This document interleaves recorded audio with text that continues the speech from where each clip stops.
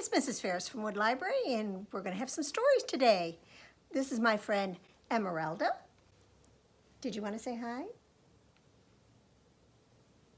What do you mean I'm not dressed right? Oh, I should be wearing a costume? What do you think? Should I be wearing a costume? All right, I'll be right back. I hope Emeralda likes it. I'm back in a costume. So what do you think? Is this better? I know it's not very scary, but I don't want to scare the boys and girls. So shall we have our first story? It's not a real scary one, but let's see. It's called Turkey Trick or Treat. It's a book by Wendi Silvano, and it's illustrated by Lee Harper, and it's published by Two Lions. And I don't know if you're familiar with turkey here, but there are a whole bunch of holiday books about this silly turkey who loves to get dressed up just so he can get treats. So can you guess what's going to happen? There he is, just having his turkey feed. Looks like corn. Well, the moon was full. The air was crisp. It was a perfect Halloween night. Turkey and the other animals watched the trick-or-treaters come and go at Farmer Jake's house. Ding dong, they'd ring the bell. Trick or treat. Oh, don't you look cute? Oh, I mean spooky, said Farmer Jake's wife, Edna. Here are some special Halloween treats for you. And then blip, blip, plop, she dropped the treats into their bags. Edna gave out the treats and the animals all stared. Oh, how they loved treats. It's utterly unfair, complained Cow. Why can't we trick or treat too? We don't have any costumes, Pig grunted. Well, Turkey is great at making costumes, crowed Rooster. Maybe he can get candy for us. Well, the animals all looked at Turkey, and suddenly Turkey had an idea. I'll be a gobble gobble ghost, he said. And his costume wasn't bad. In fact, Turkey looked just like a ghost. Almost. He floated all the way to Farmer Ben's house. Ding dong, he rang the bell. Turkey shivered and shook. Trick or treat. Farmer Ben's son looked at Turkey. I can see through that trick. Halloween treats aren't for turkeys. I'm booting you out of here. Oh, gobble, gobble, grumbled Turkey. Well, Turkey needed a new costume. What now? He asked the other animals.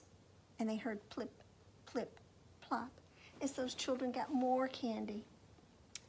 How about a ballerina? Bleated Sheep. Well, his costume wasn't bad. In fact, Turkey looked just like a ballerina. Almost. Turkey danced all the way to Farmer Jones' house. Ding dong, he rang the bell. Turkey did a perfect pirouette. Trick or treat. Well, this trick is too much, said Farmer Jones' daughter. Turkeys don't get treats. Go leap with the sheep. Oh, gobble, gobble, groaned Turkey. I need a better idea. And off in the distance they heard plip, plip, plop. Those children got more candy. Well, shiver moo timbers. How about a pirate? Suggested Cow. Well, his costume wasn't bad. In fact, Turkey looked just like a pirate. Almost. He sailed all the way to Farmer Fred's house. Ding dong, he rang the bell. Turkey swashbuckled his sword. Trick or treat! Yo Hold on, said Farmer Fred. No treats for Turkey. You can't hook me. Oh, gobble, gobble, moaned Turkey. Who has a better idea? And off in the distance they heard plip, plip, plop. Those children got more treats. I've got it! The neighbors would love a superhero, said Horse. Well, his costume wasn't bad. In fact, Turkey looked just like a superhero. Almost. He zoomed all the way to Farmer Ann's house. Ding dong, he rang the bell. Turkey stood tall, puffed up his chest, and flapped his cape in the breeze. Trick or treat, he said. I don't need X-ray vision to see this trick, Farmer Ann said. Halloween treats are not for turkeys. Fly away. Oh, gobble, gobble, howled Turkey. I'll never get any candy. Well, time was running out. The animals rushed to think of more costumes, but nothing seemed right. Until, do you see what Turkey saw? Do you think he could do that one?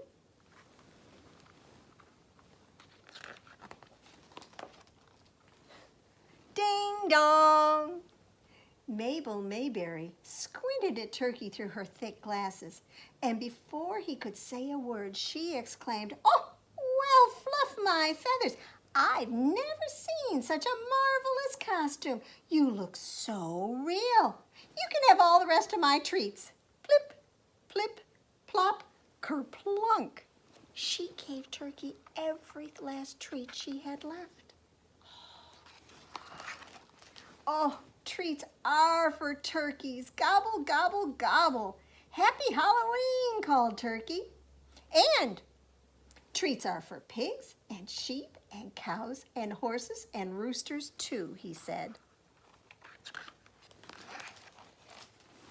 It was the best Halloween ever. Get them all in there.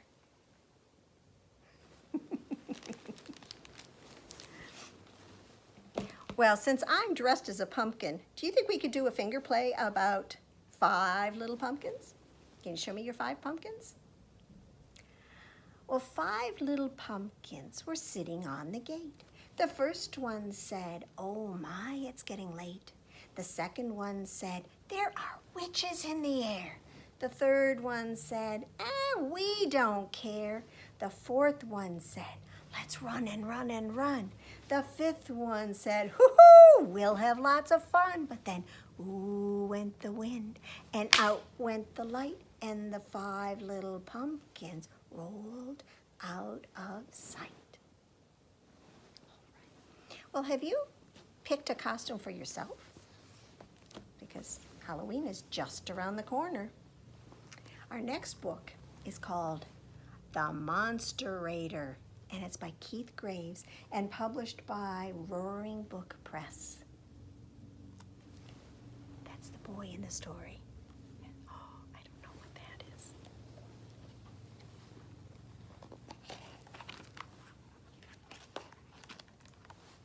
Master Edgar Dreadbury found Halloween a bore.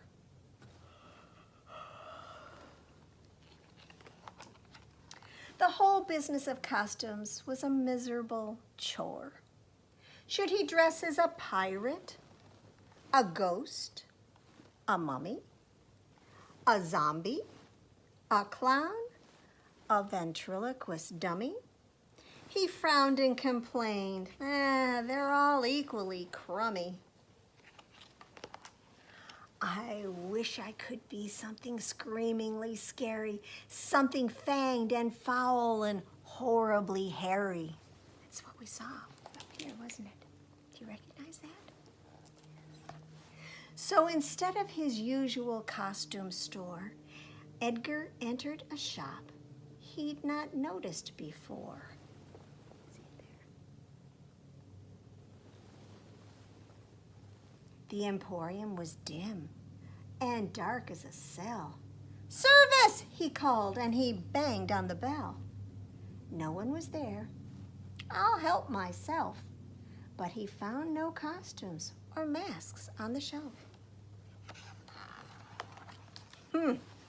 He huffed. "I've wasted my time." Then he noticed a contraption all covered with grime. "Monsterator," he read. "Insert 1 dime." Edgar's eyebrow arched. He grumbled, "Why not?" He climbed inside and dropped a coin in the slot. Then the Monsterator rumbled and hissed and clanged. The Monsterator flashed and clattered and banged. The transformation began as the engine noise rose. Edgar was monsterated from his knees to his nose, and monsterated some more from his teeth to his toes. And when the machine finally quit, Edgar crashed through the door. He banged on his chest with his fists and he roared. Can you roar? Roar! Oh, the sight of him frightened a gaggle of girls and startled a family of squeamish squirrels. He horrified the tall, he terrified the small. Edgar Dreadberry frightened them all. Well, he howled with laughter. What fiendish fun! I wish Halloween would never be done. But soon it was. Edgar was alone. There was no one to scare. Everyone had gone home. Edgar yawned. "Ah," he said, "I've had enough monstering. I'm ready for bed. I'll return to the Monsterator and put it in reverse. I'll turn back into me and will, well, look none the worse." But the shop was gone. It had vanished somehow. "Drat," he spat. "What shall I do now?" Edgar stomped home by way of the wood. He growled, "I suppose I'm a monster for good." Now at first the butler and maid were aghast, but their fears of being eaten by Edgar soon passed. Looks like he's more interested in spaghetti. Edgar grew fond of his freakish new features. He relished his role as a monstrous creature, especially each fall when the trees dropped their leaves and darkness fell on All Hallows Eve.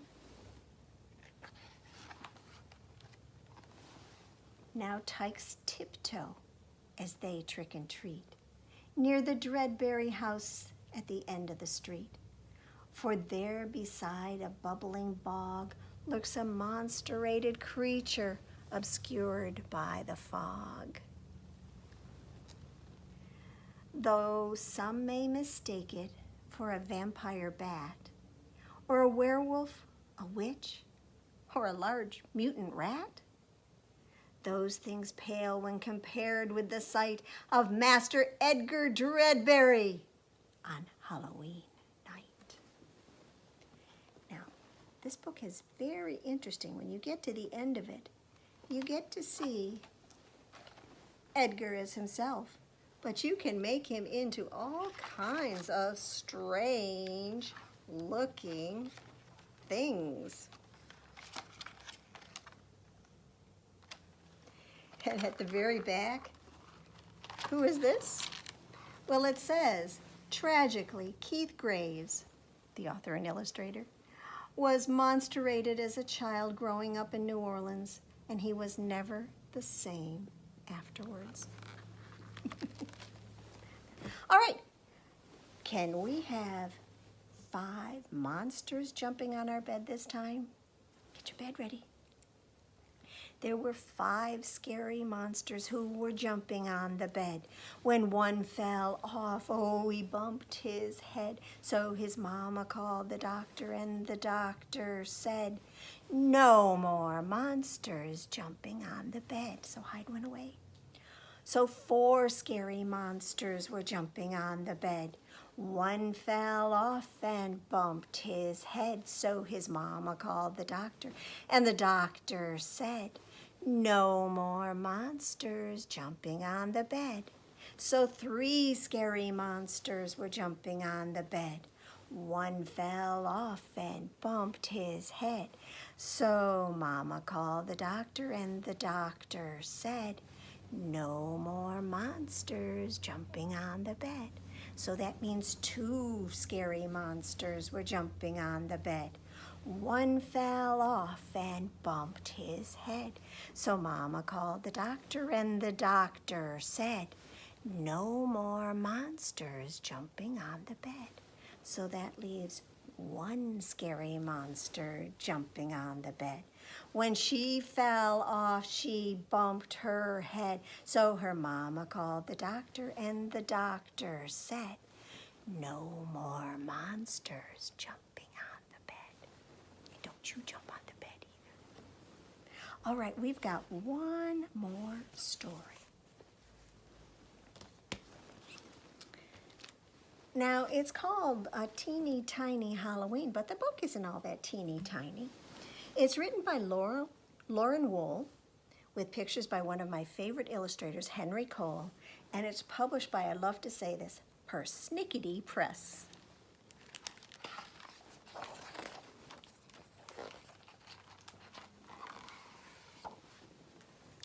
There is a teeny tiny woman who lives in a teeny tiny house in a very big forest.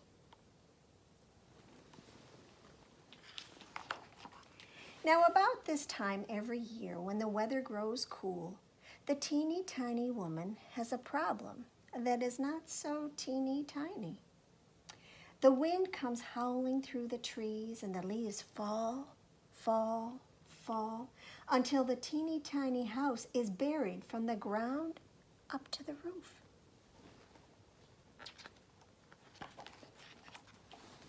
And inside the teeny tiny house, it is as dark as midnight. It is, to be sure, a teeny tiny bit scary. "Oh, who will save me?" cries the teeny tiny woman in her teeny tiny voice, but no one hears her. She tries a teeny tiny bit louder. "Oh, who will save me?" No one hears her. Then, one more time, as loud as she can, "Oh, who will save me?" But still, no one comes. What to do? The teeny tiny woman opens a teeny tiny drawer and takes out a teeny tiny teaspoon, and she taps it on the window over her teeny tiny table. But no one comes. "I'm going to have to tap louder than that," says the teeny tiny woman to herself. She reaches into the drawer again and grabs her biggest wooden mixing spoon. But still, no one comes. How can she make more noise? Well, the teeny tiny woman looks around.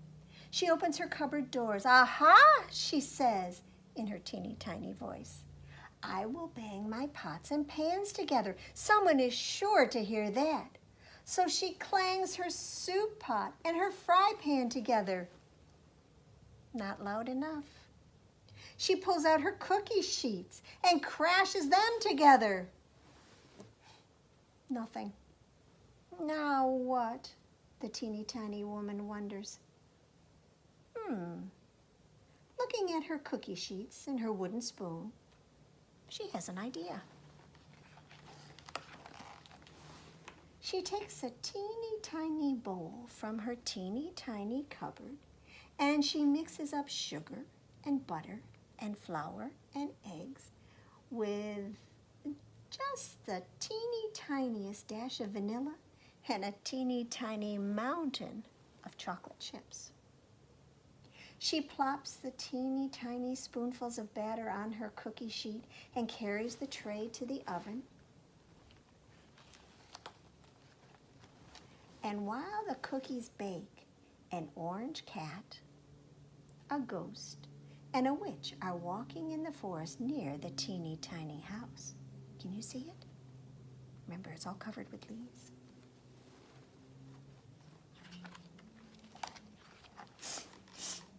The cat says, "I smell cookies," the witch announces. "Where is that delicious smell coming from?" the ghost asks.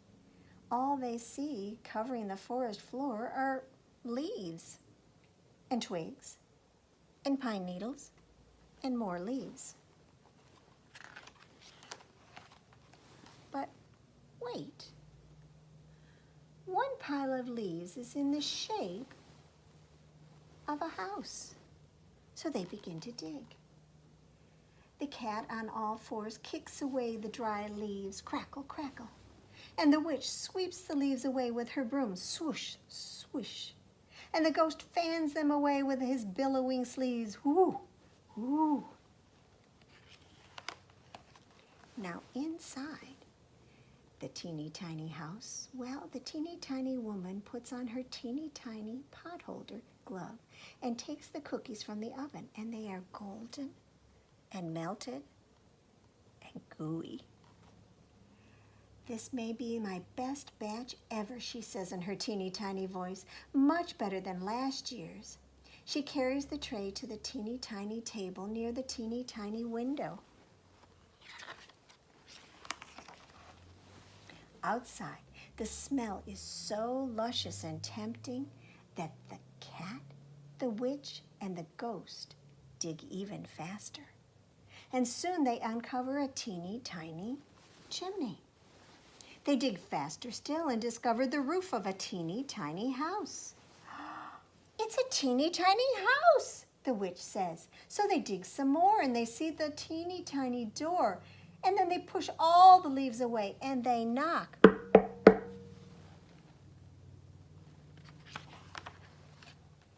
And the teeny tiny woman takes 3 teeny tiny steps toward the door. She takes a deep breath and she asks as loud as she can, "Who's there?"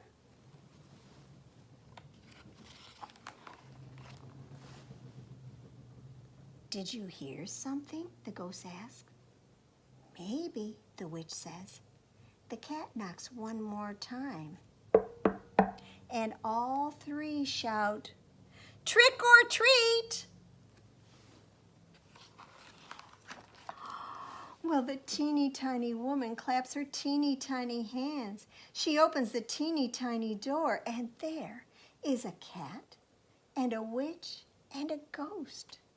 But the teeny tiny woman is not the teeny tiniest bit scared.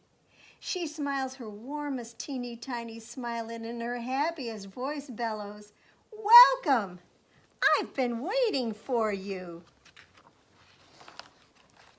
And then all 4 sit down at the teeny tiny table and eat the teeny tiny chocolate chip cookies. Yum, yum, yum. Well, those are our books. I've got to get our board ready because we're not using the flannel part this week. We're going to use the white magnetic side. So I'll be back in just a bit, and then we'll have our flannel board story, okay? Look what I found on our magnet board. It's a haunted house, and it has 1, 2, 3, 4, 5, 6 doors. I wonder who's inside. There's only one way to find out, but we should be polite and knock. And by the way, I know a song about a haunted house. Maybe we could sing that as we go along. Here we go. Who's inside? Who is that? You're right, it's a ghost. And what do ghosts say? Boo. The ghost in the house goes boo, boo, boo, boo, boo, boo, boo, boo, boo. The ghost in the house goes boo, boo, boo. in the haunted house. Here's another door. Let's knock and see who's behind this one.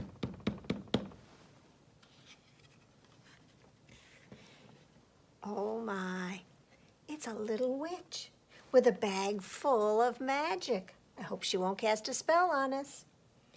The witch in the house goes hee hee hee, hee hee hee, hee hee hee. The witch in the house goes hee hee hee in the haunted house. Who's behind door number 3? Hello? It's a mommy. The mommy in the house goes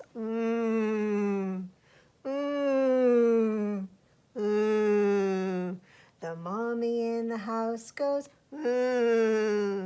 in the haunted house. Who's going to be behind this door?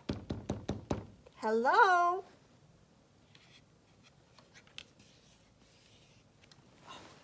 It's a monster. The monster in the house goes master, master, master. The monster in the house goes master in the haunted house. Here's another door. Come out, come out. Who is it? It's a vampire. The vampire in the house goes mwahaha, mwahaha, mwahaha. The vampire in the house goes mwahaha in the haunted house. There's still one room left up in the attic. I wonder who's there. Hello? Who is it? It's an owl. And you know what an owl says, right? The owl in the house goes hoo, hoo, hoo, hoo, hoo, hoo, hoo, hoo, hoo. The owl in the house goes hoo, hoo, hoo, in the haunted house. Wasn't it nice to meet all of those new friends? There was an owl, and a vampire, a monster, a mummy, a witch, and a ghost. But now it's time to say goodbye. Goodbye, owl. Have a nice night's sleep. See you later, vampire. Hope you get some blood to drink. Bye, monster. We'll see you next time you wake up. Goodbye, mummy. Don't get all stretched out of shape. Goodbye, witch.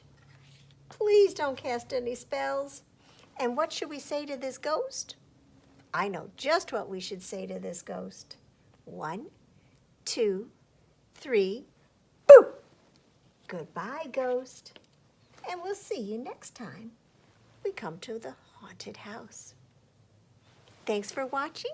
We'll see you next time. It's time for Stories at Wood Library. Bye-bye.